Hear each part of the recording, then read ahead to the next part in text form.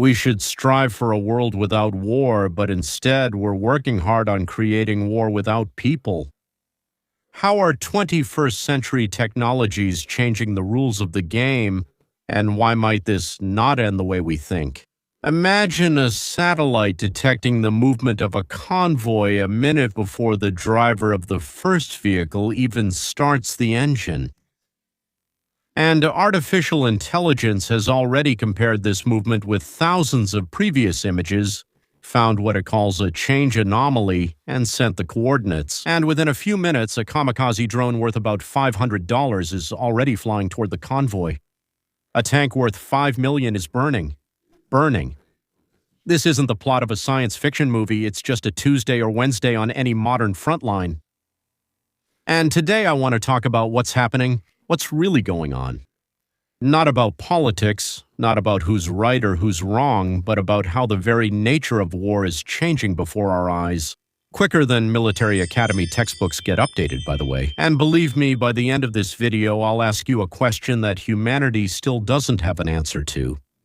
But before we go any further, I have 3 stories for you. One of them is about a general who embarrassed himself in front of all of Britain, but at the same time wrote a piece that turned out to be almost prophetic 3 years later. I'll tell you about it a bit later, and it will be quite unexpected. But let's start with the sky. Eyes that never sleep. Just 20 years ago, satellite reconnaissance was a toy for the chosen few. The US, Russia, maybe a couple more countries. The image would take hours to come in, analysts would decode it, and generals would make decisions. It was a slow, expensive, well, what you might call an elite affair. And today? Yeah, everything is completely different. Commercial satellite constellations like Starlink, Maxar, Planet Labs, and dozens of others are photographing the planet, not just once a day, but literally continuously. The resolution is so high that you can see, well, individual cars. And most importantly, the data is available not only to governments. Journalists, analysts, and civilian researchers today can see in completely open sources what only the general staff used to see before. This has destroyed one very simple thing: secrecy. Secrecy. In the past, it was possible to hide preparations for an offensive. Today? Well, I don't know. Almost. It's almost impossible. Any large-scale movement of equipment can be seen from space within hours, not days. And this is where the second part of the equation comes in. Not a weapon, but a nervous system. When people hear about artificial intelligence in war, they imagine a robot with a machine gun, like a Terminator. That's the wrong picture. The real revolution isn't in the robot, it's in the speed of analysis. Artificial intelligence today is built into the very fabric of intelligence gathering. It doesn't wait for a person to look at the image. It compares millions of images in seconds. It finds what is different from yesterday, or an hour ago, or just a minute ago. A new pit, moved equipment, a change in the density of foliage over a shelter, and immediately, without delay, it sends an alarm signal. For now, to the person who makes the decision, I emphasize, for now. This is called anomaly detection. The machine doesn't understand war. It only understands one thing: this doesn't look like it did 10 minutes ago. And that's enough to single out the exact spot where something is happening from 1,000 square kilometers. In the past, a commander had hours to hide. Today, it's just minutes. And tomorrow, maybe there won't even be a minute. And here's an unexpected twist that many people miss. The more technology there is on the battlefield, the less movement there is. I didn't misspeak. The logic is paradoxical. If you can be seen from everywhere, from a satellite, from a reconnaissance drone, from acoustic sensors, then any movement becomes suicide. Tank breakthroughs that decided the wars of the 20th century, the Battle of Kursk, Operation Citadel, Blitzkrieg. Today, they turn into a way to quickly lose equipment. The paradox of the 21st century sounds like this. The more technologically advanced the war, the more static it becomes. Armies don't advance like an avalanche, they dig in. It's a war of drones and satellites. Instead of a Hollywood-style blitzkrieg, it created trenches, much like World War I. Only with cameras instead of bayonets. By the way, one Ukrainian general wrote about this directly, but I'll talk about that a bit later as I promised. Without drones, an army of a single letter. The word drone today means pretty much everything. It's not just one type of weapon, it's a whole ecosystem of roles. There's a reconnaissance drone that just hovers and observes, kind of like the eyes of the unit. There's also a kamikaze drone. There's a drone that flies straight into the target and explodes. It's a cheap replacement for an anti-tank shell. There's a bomber drone that drops its payload and then returns for the next one. There's a relay drone that simply transmits the signal to other drones, that is, in places where communication is weak or unreliable. There are maritime drones, unmanned boats that have already changed the balance of power in the Black Sea several times. Where, mind you, one side of the conflict formally has no navy at all, while the other does. And it's sinking. And recently another category of drone appeared, one controlled via fiber optic cable. Sounds like a step back, right? To the 19th century telegraph, not about water. But in reality, it's a brilliant response to electronic warfare measures. If the signal can't be jammed, why? Because it's transmitted through a physical wire, not by radio wave, then the drone becomes immune to jammers. 21st century technology is protected by 19th century technology. And this is the most interesting part. Tactics that worked 10 years ago don't work today, not because the rifle has become more powerful, but because the battlefield has become transparent. Remember this, the transparency of the battlefield. Stealth is dead, and all military tactics of the last, maybe 3,000 years were based exactly on stealth, on surprise, on maneuver, on striking where they don't expect it. If the enemy can always see you, well, what kind of surprise can there be? It doesn't exist. That means you need a completely different tactic. Small group warfare. What comes next? Several things at once. First, dispersion. Instead of one big column, there are 10 small groups that don't create anomalies, which the enemy's artificial intelligence could latch onto. Second, this is saturation, also if a single cheap drone can be shot down. But they're not controlling just one, but 50. After all, they're cheap. Some will be shot down and some will make it through. This is called math in war. Third, the fight for a new kind of invisibility. Not to hide from the human eye, but to deceive the algorithm. Terribly amusing. Today, military engineers are literally teaching camouflage to fool not the human eye, but a neural network. They paint the equipment so that it is invisible specifically to computer vision systems. And fourth, the most important thing, the speed of decision-making. Timing becomes more important than the force of the strike. Whoever detects, recognizes, and reacts faster wins the duel, even if their weapon is weaker, because the other side simply won't have time to use their stronger weapon. If what I'm telling you makes you look at the news differently, please give a like. It really helps the channel. Subscribe and hit the bell so you don't miss the continuation of this and other topics. And of course, if you want to go deeper, I have a paid subscription for just $4 per month where I cover these topics in much more detail. No censorship, no worrying about YouTube algorithms. All the links are in the description. There you go. And now, the promised story. The general who told the truth. In the fall of 2023, the then Commander-in-Chief of the Armed Forces of Ukraine, Valery Zaluzhny, published an essay in the British magazine The Economist titled Modern Positional Warfare and How to Win It. It was probably the first time that a serving commander of a major army openly admitted to the whole world that there would be no blitzkrieg, because it simply wasn't possible. The war turned into a positional war. It turned into a World War I-style conflict. Only now, instead of barbed wire, there are drones. Instead of artillery reconnaissance, there are satellites and electronic warfare.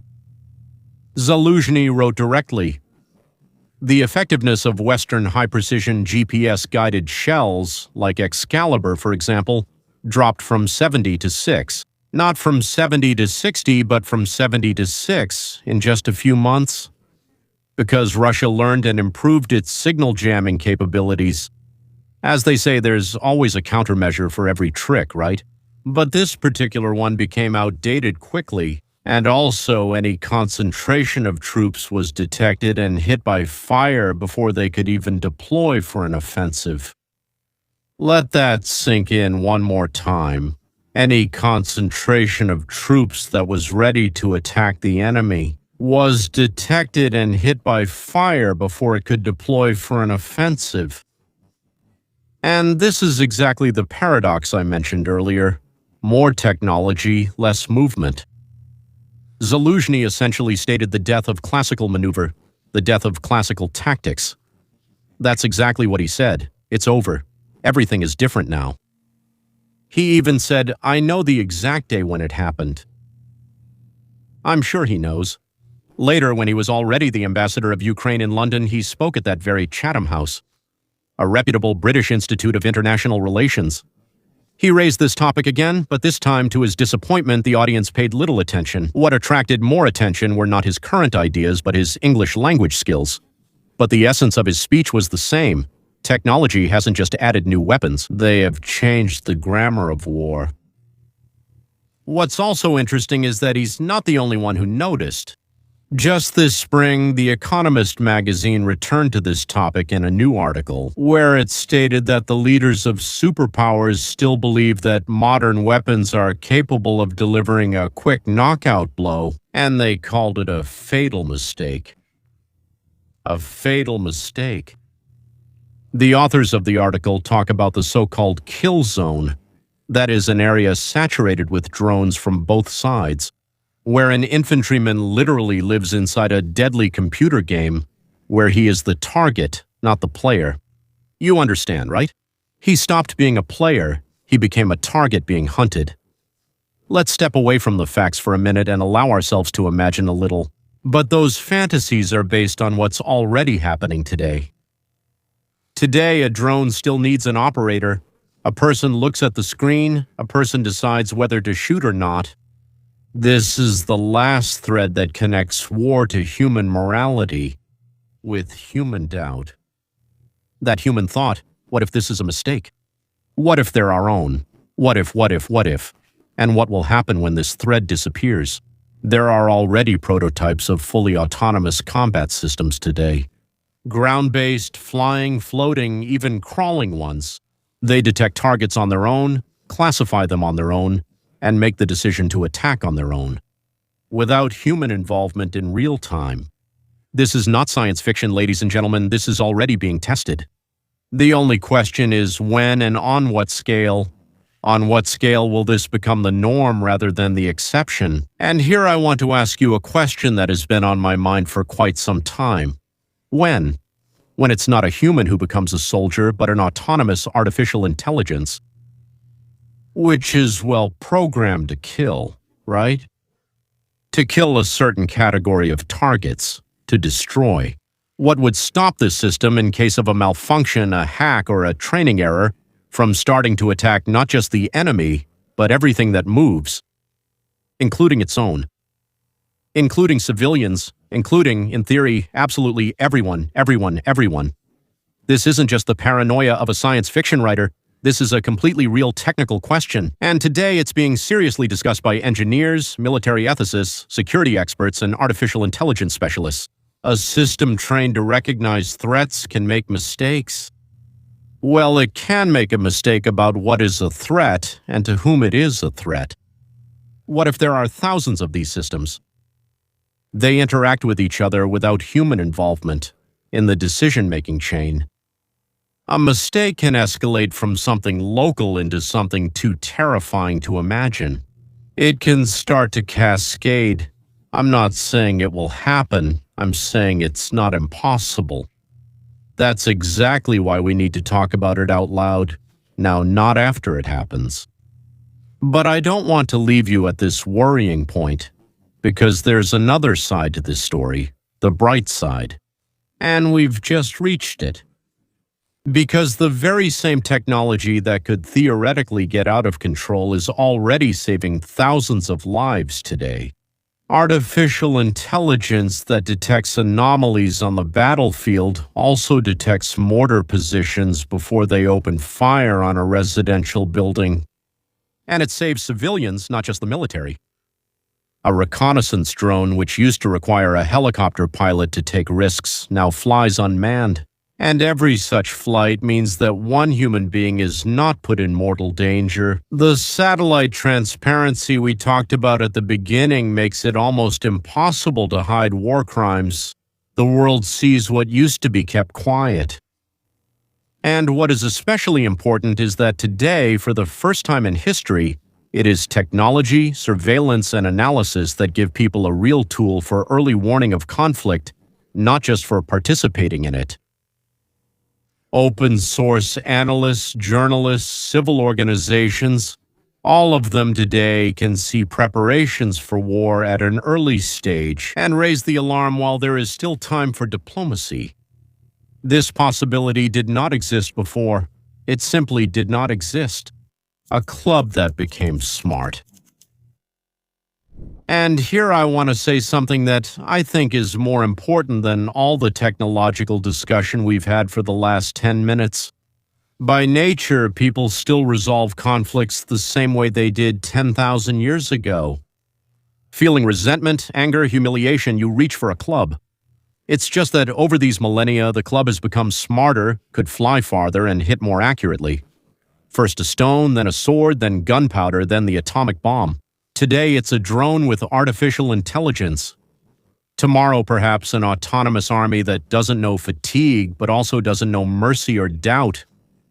The problem isn't with the club.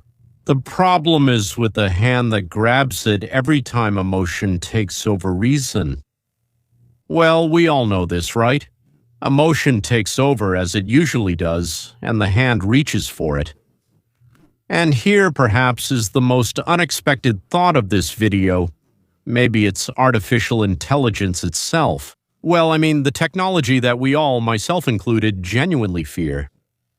Maybe it can become the thing that finally makes us learn to restrain ourselves. I'll try to explain now. Because a machine, unlike a human, doesn't get angry, it calculates. And if we teach it to calculate not how to kill more efficiently, but how to prevent it, we might have a mirror that, for the first time in history, humanity can look into and see its own lack of restraint from the outside, without emotions, without resentment, simply as a fact. Because if we don't learn to restrain ourselves, sooner or later we will do it, gentlemen. It doesn't matter how. Cyborgs, artificial intelligence, atomic bomb. Which I remind you is still on combat alert in a dozen countries. Any sufficiently powerful invention that ends up in the hands of humanity, which hasn't learned to deal with its own anger, sooner or later it raises the question not of who will win, but who will survive. Or rather, will anyone survive at all? Well, yes. Maybe the Bushman, or somewhere out there in the Congo. A pygmy. And by the way, speaking of things you shouldn't miss, I have a new Telegram channel. It's called the same as this one, Leon Vainstein US. Well, in English letters, Leon Vainstein US. There I post short thoughts, links to sources that don't fit into the videos, and sometimes materials that appear there earlier than here. If you want to be one step ahead, go there and subscribe. It's free, and it will only take 10 seconds. I want to end on a brighter note, not on anxiety, light and darkness, right? So to speak. Throughout human history, there hasn't been a single invention, from fire to the atom, that people haven't learned to, well, at least at some point along the long road, keep under control. It doesn't happen right away. Yes, with fire, remember? Yes, how many times did we burn the earth? But not without sacrifices, not without mistakes, but we managed. And we, unlike all previous generations, have something that no one else had. Instant access to each other's knowledge, the ability to see our neighbors' mistakes before we repeat them ourselves, and as strange as it may sound today, that very artificial intelligence, which with the right approach is capable of not destroying us, and for the first time in history, show us ourselves. Without embellishment, it will be terrible, of course. Freedom. we will all be shocked. Freedom always begins with one simple thing, with a person's ability to think first, and then to act. This isn't some improv comedy show where you speak first and then think. It's the exact opposite. The technologies of the 21st century have given us a mirror. There's only one question. Do we have the courage to look into it? And that's an incredibly difficult question, believe me. Although, why should you believe me? There's absolutely no need to believe me. Try it yourself. If you enjoyed this conversation, subscribe and leave a like. Write in the comments what you think about autonomous weapons of the future. And if you want to go deeper, there's another channel called Roadmap to Freedom. Subscribe for new videos twice a week. I dig a little deeper there. And those shows aren't for everyone, but for a select few. Goodbye. Until next time.